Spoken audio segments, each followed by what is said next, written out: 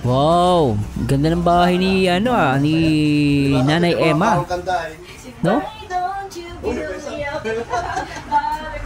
Sepa nila rito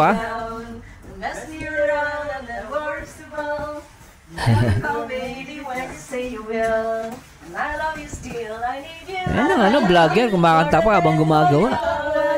Masayang masaya.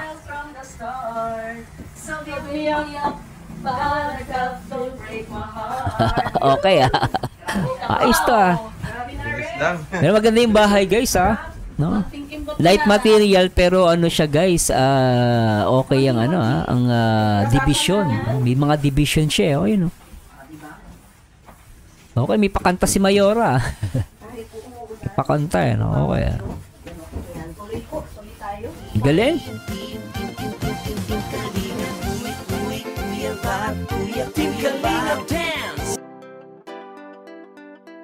Si Ruel lang nagpipintura. Okay na okay din to guys Panalo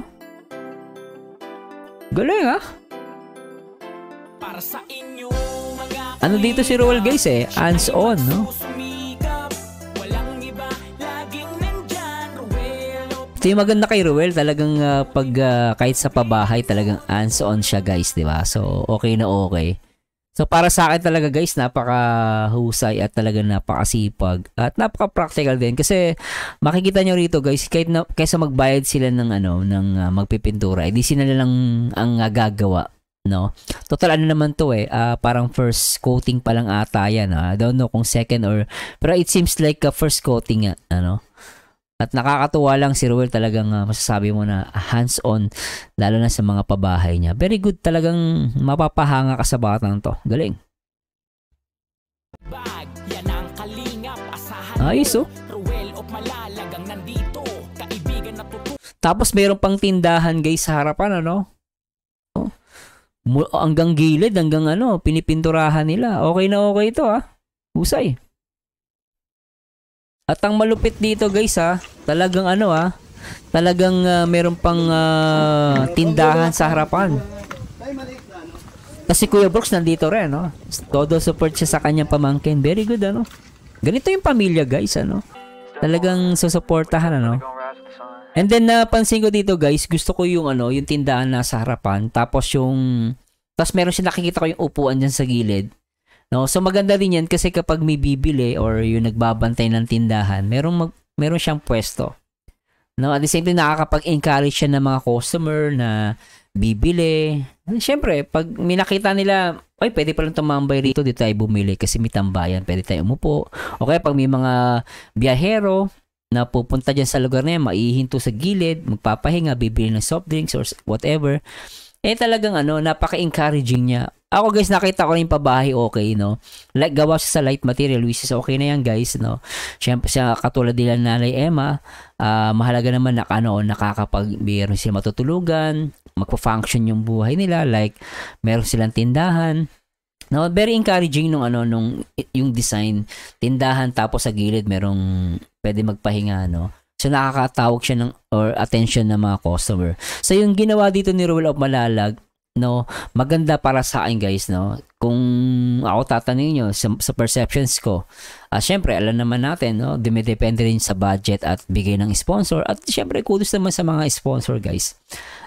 Try nga natin guys basahin yung mga comments ng mga viewers dito, Sabi nila rito ni Melia Dagyado, congrats Nanay Emma, may bagong bahay na kayo, may tindahan pa. Salamat sa lahat na buting sponsor ni Dodong Ruel.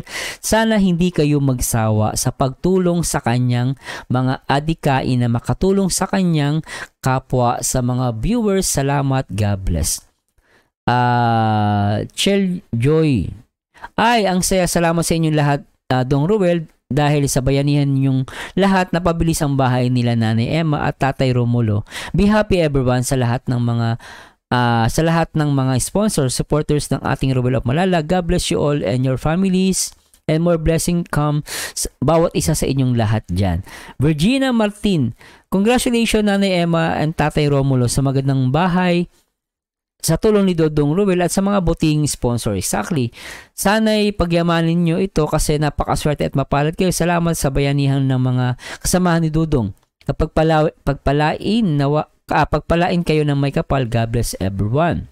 Si Naira, totally gusto ko tong ginawa nila Ruel, no? Simple siya, light material, ano.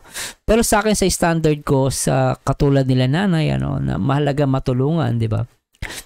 Nabigyan ng opportunity na magkaroon ng kahit papaano, kahit umulan, bumagyo, no, hindi masarap yung tulog mo. So, this a comfort thing. Yung comfort minsan, guys, napaka-importante sa tao niyan.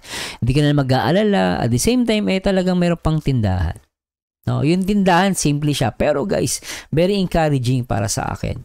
What do you think, guys? Anong masasabi nyo sa vlog na to at dito sa pabahay ni Ruel? So guys, yung full video po, panoorin nyo po din sa vlog ni Ruel of Malalag. No, at ako'y natutuwa ako talaga, guys. Totally natutuwa ako dito sa design ni Ruel of Malalag. At anong mako-comment nyo sa pabahay ni Ruel of Malalag? And syempre, samahan nawa palagi si Ruel of Malalag sa kanyang journey dito sa kanyang as a charity vlogger. Pero nyo guys, wala pang ano yan guys, wala pang kalahating milyon ng subscribers, pero talagang maraming nagagawa. Di ba? At salamat sa Diyos. And to God be the glory, guys. At till next time, bye-bye po.